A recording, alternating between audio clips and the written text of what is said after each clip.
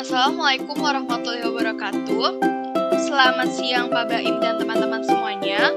Pada kesempatan kali ini, saya Nabila Salsabila Tatiana dengan NIM 2019-7123 ingin mempresentasikan mengenai kesalahan berbahasa pada mata kuliah Bahasa Indonesia pukul 16. Bahasa Indonesia merupakan bahasa persatuan sekaligus bahasa nasional.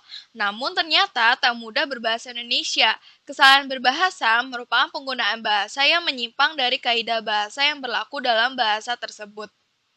Namun, tidak dipandang sebagai suatu pelanggaran berbahasa. Kesalahan berbahasa cenderung diabaikan dalam analisis kesalahan berbahasa karena sifatnya tidak acak, individual, tidak sistematis, dan tidak permanen atau bersifat sementara. Bahasa Indonesia ragam tulis digunakan baik dalam tulisan tidak resmi maupun dalam tulisan resmi. Dalam tulisan resmi seperti laporan, penggunaan kalimat yang teratur dan lengkap serta penggunaan eja yang cermat sangat diperlukan. Keteraturan dan kelengkapan kalimat serta ejaan dalam sebuah tulisan dapat mengungkapkan gagasan atau pikiran yang jelas. Kejelasan gagasan dalam sebuah tulisan akan memudahkan pembaca memahami tulisan tersebut. Nah, ada dua jenis kesalahan berbahasa, yakni yang pertama, kesalahan terbuka dan kesalahan tertutup. Kesalahan terbuka adalah kesalahan berbahasa pada tingkat ketatabahasan yang terlihat dalam kalimat yang dihasilkan pembelajar. Kesalahan tertutup merupakan kesalahan yang tersembunyi di balik kalimat yang tersusun secara benar menurut tata bahasa, secara benar menurut kaidah ketatabahasan, tetapi tidak benar dari sudut semantiknya. Adapun contoh dari kesalahan berbahasa Indonesia. Yang pertama, kesalahan keefektifan kalimat. Kalimat-kalimat yang ada sebagian besar tidak mempunyai kesatuan informasi atau ide. Kalimat yang dibuat mengandung lebih dari satu kesatuan informasi sehingga sering menimbulkan kerancuan dan ketidaktepatan arti. Bahkan ada banyak pernyataan yang hanya berisi jajaran kata-kata saja tanpa arti yang jelas sehingga tidak membentuk sebuah kalimat yang utuh dari segi bentuk dan maknanya. Adapun contoh-contoh kesalahan keefektifan kalimat. Misalnya, sering keluarga yang dari daerah pedalaman tinggal di luar kota lama dan banyak adalah petani. Lalu alternatif pembenarannya, keluarga dari daerah pedalaman yang sebagian besar adalah petani sering tinggal di luar kota untuk waktu yang lama. Lalu yang kedua, kesalahan pemilihan kata. Sebuah kata mengemban peran yang penting dalam sebuah kalimat atau tuturan karena arti atau makna sebuah kalimat dapat dibangun dengan pemilihan kata yang tepat. Apabila terjadi kesalahan pemilihan kata, maka akan terjadi pergeseran arti atau makna kalimat, tidak sebagaimana diinginkan oleh penulisnya. Bagi pembaca, kesalahan tersebut akan menimbulkan kesalahpaham atas arti atau makna yang dimaksudkan oleh penulis. Contoh dari kesalahan pemilihan kalimat. Situasi ini pusing untuk anak-anak dan bisa sangat mempengaruhi mereka. Maka alternatif pembenarannya, situasi ini membingungkan anak-anak dan sangat mempengaruhi mereka. Lalu yang ketiga, kesalahan penggunaan afiks. Kesalahan penggunaan afiks, kesalahan yang ditemukan cukup beragam. Ada banyak ketidaktepatan dalam menentukan afiks yang akan digunakan dalam proses verbalisasi maupun nominalisasi.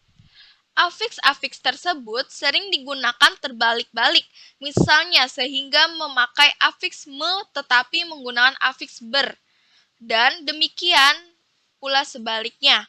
Ketidaktepatan tersebut akan berakibat tidak tepatnya sens kalimat yang dibentuk dan bergesernya arti kalimat tersebut. Contoh dari kesalahan penggunaan afiks. Saya nikmat perjalanan di Indonesia. Lalu alternatif pembenarannya, saya menikmati perjalanan di Indonesia. Yang keempat, kesalahan karena tidak lengkapnya fungsi kalimat. Kesalahan-kesalahan ini berupa ketidaklengkapan fungsi kalimat yang meliputi tidak adanya subjek, predikat yang tidak jelas, dan penghilangnya objek pada predikat berverba transitif. Contoh yang pertama, kesalahan tidak bersubjek. Di keraton menarik dan indah, tetapi cuaca lembab dan panas. Alternatif pembenarannya, Keraton Yogyakarta menarik dan indah, tetapi cuaca hari ini lembab dan panas. Lalu yang kedua, contoh kesalahan karena predikat kalimat yang tidak jelas. Lebih dari itu, aromaterapi ini untuk ketegangan dan kesantaian, ini lebih baik membakar minyak di dalam kamar. Alternatif pembenarannya, lebih dari itu, aromaterapi ini berfungsi untuk menghilangkan ketegangan dan menciptakan rasa santai. Ini dilakukan dengan membakar minyak wangi dalam kamar. Lalu contoh yang ketiga, kesalahan karena tidak adanya objek dalam kalimat yang berpredikat verba transitif. Saya menikmati banyak sekali. Lalu alternatif pembenarannya, saya sangat menikmati perjalanan ini. Yang kelima, kesalahan karena penggunaan preposisi yang tidak tepat. Kesalahan penggunaan preposisi ini berupa pemakaian preposisi yang tidak tepat dalam kalimat, tidak dipakainya preposisi dalam kalimat yang menuntut adanya preposisi, dan pemakaian preposisi yang tidak perlu dalam suatu kalimat. Contoh yang pertama, kesalahan penggunaan preposisi yang tidak tepat. Banyak barang-barang dibeli oleh toko-toko pakaian, makanan, tas, dan lain-lain. Alternatif pembenarannya, banyak barang dapat dibeli di toko-toko itu seperti pakaian, makanan, tas, dan lain-lain. Yang kedua, contoh kesalahan karena tidak adanya preposisi. Kami pergi pabrik batik untuk mengerti tentang proses batik. Alternatif pembenarannya, kami pergi ke pabrik batik untuk mengerti proses membuat batik. Yang keenam, kesalahan urutan kata.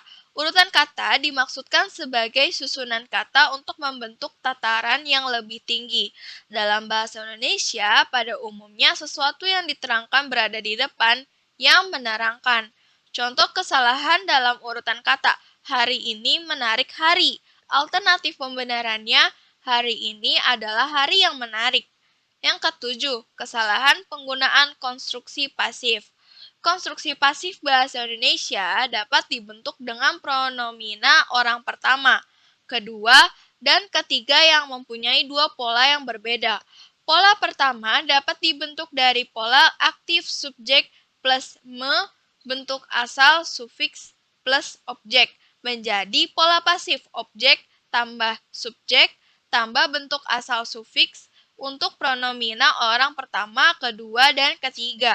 Pola kedua dapat dibentuk dari pola aktif subjek plus me bentuk asal sufiks plus objek menjadi pola pasif objek ditambah di bentuk asal sufiks plus oleh plus subjek hanya untuk pronomina orang ketiga. Contoh kesalahan penggunaan konstruksi pasif, masjid ini membuat untuk sultan pertama. Alternatif pembenarannya, masjid ini dibuat untuk sultan pertama. 8. Kesalahan penggunaan konjungsi. Konjungsi berfungsi sebagai penghubung frasa dan klausa dalam kalimat. Selain itu, konjungsi juga berfungsi sebagai penghubung antar kalimat dalam suatu paragraf. Kesalahan penggunaan konjungsi ini akan berakibat tidak jelasnya makna kalimat karena hubungan antar frasa dan klausa tidak jelas. Contoh kesalahan penggunaan konjungsi. Guru-guru ada pertemuan sambil semua murid berjalan-jalan dan berbicara dengan teman-teman di sekolahnya. Alternatif pembenarannya, guru-guru sedang mengadakan pertemuan ketika semua murid berjalan-jalan dan berbicara dengan teman di halaman sekolah. Yang kesembilan, kesalahan penggunaan yang. Kesalahan yang dilakukan berupa penggunaan yang dalam kalimat yang tidak memerlukan yang dan sebaliknya yang tidak digunakan ketika kalimat memerlukan yang untuk memperjelas makna kalimat tersebut. Contoh kesalahan penggunaan yang. Menurut teman saya, TKA mempunyai peran yang penting sekali di dalam bisnis dan proyek-proyek karena bisa membantukan masyarakat dan prasarana lokal. Alternatif pembenarannya, menurut teman saya, TKA mempunyai peran penting sekali di dalam bisnis dan proyek-proyek karena bisa membantu masyarakat dan prasarana lokal. Lalu, kesalahan yang terakhir yakni kesalahan pembentuk jamak. Kesalahan dalam hal ini adalah pemakaian bentuk beruntun ketika mereka membuat bentuk jamak, mereka memakai penanda jamak tetapi nomina tetap diulang atau sebaliknya. Ada penanda tunggal tetapi nominanya jamak. Berikut ini beberapa contoh untuk mendukung penjelasan. Nah, jadi contoh kesalahan penggunaan jamak misalnya kami didampingi oleh guru pribadi naik bis ke bermacam-macam tempat wisata seperti keraton, Taman Sari, pasar burung yang terletak di belakang Taman Sari. Alternatif pembenarannya, kami didampingi oleh guru pribadi naik bis ke bermacam-macam tempat wisata seperti keraton, Taman Sari, dan pasar burung yang terletak di belakang Taman Sari. Sekian presentasi dari saya. Kurang lebihnya mohon maaf. Wassalamualaikum warahmatullahi wabarakatuh.